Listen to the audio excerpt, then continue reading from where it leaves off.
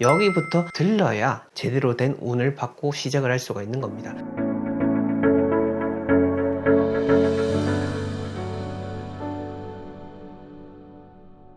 네, 멋지동의 동명풍수 채널, 저는 천동입니다. 이제 날이 화창해지면서 많은 분들이 야외로 나들이 가신대요. 그 중에서 우리가 빼놓지 않고 가는 곳 중에 하나가 바로 사찰일 겁니다. 종교에 상관없이 뭐 데이트 코스든 가족여행이든 해서 많이들 방문하신대요. 그래서 준비했습니다. 여러분들, 절에 간다고 해서 모두 우리가 다 운을 가져온 게 절대 아닙니다. 오늘 제가 말씀드리는 거 이걸 잘 아셔야 되고, 이곳부터 가셔야 여러분들 진짜 절에 가서도 좋은 운 받아올 수가 있는 겁니다. 여러분들의 운을 챙길 수 있는 내용 오늘도 준비했으니 끝까지 잘 지켜봐 주시기 바랍니다. 자, 본격적인 내용 들어가기 이전에 얼마 전에 저희 주식회사 동명에서 새로운 액자를 출시했습니다. 바로 부처불자가 들어간 글자인데요. 제가 직접 썼고요.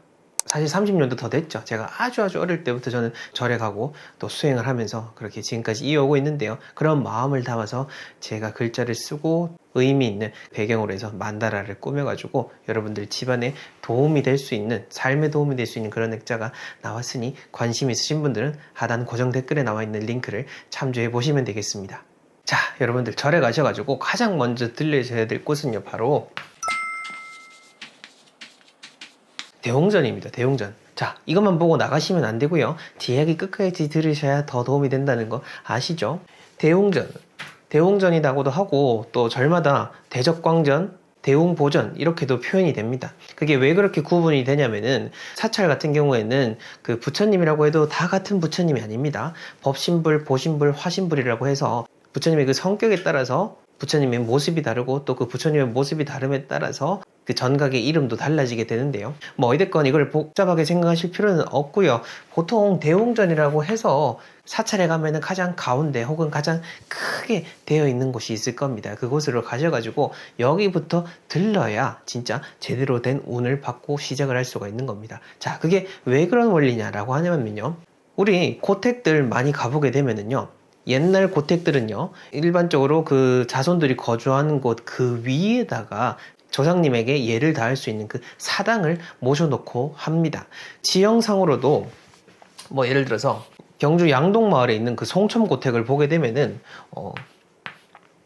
여기에 이제 그 지내는 공간이 있고 조금 더 위에 사당이 위치되어 있는 것을 볼 수가 있습니다. 네. 이렇게 해서 이 송천고택뿐만 아니라 뭐 육신사든 어디 다른 곳이든 간에 보통 다 이렇게 사당이 다 위에 있다라는 거죠. 그거는 어떤 이런 공간적인 구분에 따라서 우리가 더 높은 관계에 대한 부분들을 드러내는 측면이 있는 겁니다. 그래서 중요한 포인트는요, 우리가 어디 많은 사람들이 이렇게 모여있는 곳에 갔을 때 제일 먼저 누구에게 먼저 인사를 해야 되죠? 그곳에 있는 가장 높은 사람에게 인사를 해야 되는 거죠. 자, 그렇게 보신다면은 여러분들이 절에 갔을 때는 대웅전에 먼저 들려서 인사를 하고 참배를 하는 것이 맞다라는 거고요. 근데 이 제가 말씀드린 포인트하고 조금 이게 사찰이 좀 다른 측면이 있는 게 뭐냐면은요, 여러분들 좀 절에 많이 가보신 분들은 들어보셨을 텐데,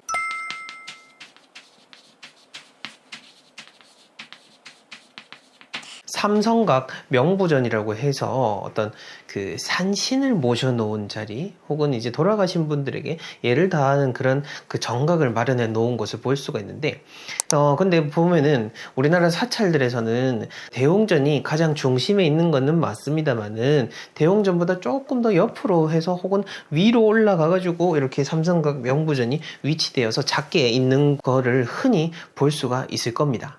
그러다 보니까 이제 대웅전에 갔다가 저 위에 있으니까 뭔가 더 높은 뭔가가 있는 건가 싶어가지고 이제 모르시는 분은 그 위에부터 이제 가게 되는데, 실상 그 절에 있어서는 가장 어른이 이 부처님이 앉아있는 그 대웅전 자리다라고 하는 것이고요. 이 삼성각하고 명부전은 그런 의미가 있는 거고, 또 이 삼성각하고 명부전에 대한 이런 전통적인 의미를 생각을 해보자면은 우리나라의 불교의 형태는요, 시대를 거쳐오면서 불교와 이런 민중 신앙이 같이 결합이 되는 형태가 나타나게 됩니다. 그러다 보니까 이 한 절 안에서도 부처님도 있고 산신도 있고 명부도 있고 이렇게 흘러가게 되는 거죠. 뒤죽박죽이다라고 생각을 하실 수도 있겠지만, 뒤죽박죽이다라고 하기보다는 우리의 문화가 흘러왔던 그런 민중 문화의 모습으로서 우리가 이해를 해야 되는 측면이 있는 겁니다. 이제 그러다 보니까 그 일제시대를 거쳐오면서 불교든 뭐 민중신앙이든 모든 것들을 다 어떤 미신이라는 그 텍스트 안에 집어넣었는데, 제가 예전에 한두 번 말씀을 드렸을 겁니다. 여러분들, 미신이라는 단어는요, 일제시대 때 만들어진 단어입니다. 미신이라는 단어는 원래 그 이전에 절대 없었던 단어입니다. 우리의 그런 소중한 문화유산들을 다 없애고 어떤 의미 없는 것으로 폄하시키기 위해서 만들어 놓은 것이 미신이라는 단어라는 거 제가 꼭 이야기 드리고 싶고, 자, 이 공간 말고 또 절에 가면은 어디가 있죠? 관음전,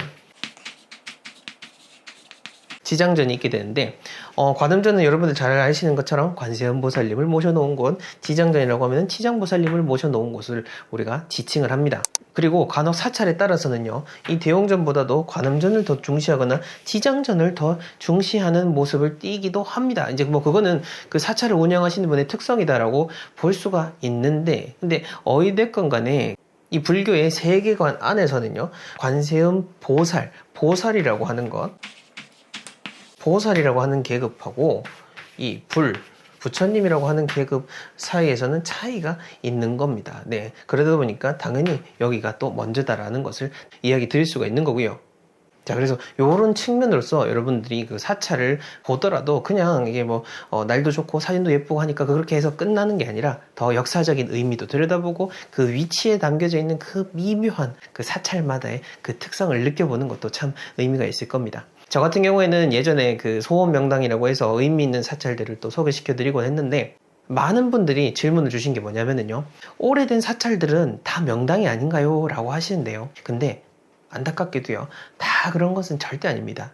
일부러 어떤 나쁜 곳에 지어진 사찰도 있고요. 또 혹은 뭐 잘 모르셔가지고 부득이 이렇게 그런 좋지 않은 곳에 지어진 곳도 있는데요. 그러다 보니까 우리가 사찰이라고 하면 전부 다 명당이라고 인식을 하는 그런 경우가 있는데, 이제 그게 아니다라는 거죠. 그렇다 보니까 이왕이면은 그 절 안에서라도 이러한 순서를 지키는 것이 여러분들의 그런 운을 지키는 것에 훨씬 더 도움이 될 수 있다라는 것을 이야기 드리고 싶고, 그 다음으로 또 절에 또 가시게 되면은 제가 참고 삼아 말씀을 드린 게 뭐냐면은, 예전에 제가 사찰들을 소개시켜 드리니까 그 많은 분들이 그쪽으로 가셨는데, 또 가게 되면은 또 거기서는 또 어떤 그런 뭐 재라든지 뭐 등을 켠다라든지 이런 식으로 또 이야기를 할 수가 있습니다. 할 수가 있는데, 근데 그게 또 참 미묘합니다. 뭐 저 같은 경우에 이게 그런 곳들과 연관이 있어서 하는 게 아니고 진짜 어떤 좋아가지고 소개를 시켜서 드렸습니다만은, 또 한편으로는 좋은 권유일 수도 있는데 또 나쁜 권유일 확률도 있다 보니까, 이게 참 제가 점점 더 말씀을 드리는 게 조심스러워진다라는 것을 느끼게 됐고, 그러다 보니까 요즘엔 어떤 소원 명당을 알려드리는 것이 쉽지 않구나 라는 생각이 또 들고요. 여튼 그렇습니다. 그래서 여러분들이 그 사찰이라든지 이렇게 해서 의미 있는 곳에 또 정말 간절한 마음을 담아서 가다 보면은요, 또 옆에서 뭔가 뭐 천도제를 지내라 뭐 어떻게 해라 라고 하면은 또 그럼 해야 되나 라는 생각도 드는데, 그거는 여러분들이 주체적으로 잘 판단을 해야 됩니다. 얘기를 하다 보니까 생각이 나는데, 예전에 어떤 분이 뭐 저희가 좋다 한 곳에 이제 소개시켜 드려가지고 가니까, 이제 거기 가니까 뭐 어떤 막 이렇게 이런저런 이야기를 해가지고 뭐 해서 천도제를 지내기로 했다라고 하는데, 어쨌든 뭐 본인 주체적으로 판단을 해서 한 거면 어쩔 수 없는 거긴 합니다만은, 조금 더 고민해 보셨으면 좋지 않았을까라는 그런 생각이 들더라고요. 뭐 나쁘다라는 것이 절대 아닙니다. 절대 아니고 여러분들이 스스로 잘 판단을 해야 된다는 거, 그 점을 주목하셔야 되는 거고, 저는 어쨌든 이런 장소적인 측면으로서 좋은 것을 이야기 드리는 겁니다. 자, 그리고 우리가 이런 사찰도 그렇고 명당이라고 하는 것도 중요한 것은 이 공간에 대한 기운을 담아와서 내 일상생활 속에서 잘 지내야 된다라는 측면이거든요. 저도 어떤 뭐 절이라든지 사찰에도 뭐 개인적으로도 많이 가곤 합니다만은, 실상 그렇습니다. 우리가 절에 가고 뭔가 기도를 한다라고 하는데, 기도라고 하는 것은 뭔가를 바라고 의지하는 겁니다. 하지만 실제 불교에서의 가르침은 바라고 기대는 것이 아니라 내 스스로 내 있는 자리에서 그 좋은 마음을 내고 잘 지내고자 하는 것이죠. 자, 그렇게 봤을 때는 제가 평소에 말씀드렸던 내가 머무는 그 집안에서 여러분들이 잘 관리하고 거기서부터 운을 만들어내야 된다라는 측면하고 맞닿아 있는 겁니다. 자, 그렇게 봤을 때 여러분들이 절에 다니시든 교회에 다니시든 성당에 다니시든 혹은 그 기타 등등을 다니시든, 여러분들이 머무는 그 자리, 머무는 그 모든 공간이 맑고 청정한 곳으로 만들도록 마음을 내고 잘 관리하는 것, 그것이 중요하다라는 것을 오늘 끝으로 말씀을 드리고 싶습니다. 맹자님께서도 이런 말씀을 하셨죠. 칠이 불려인화라.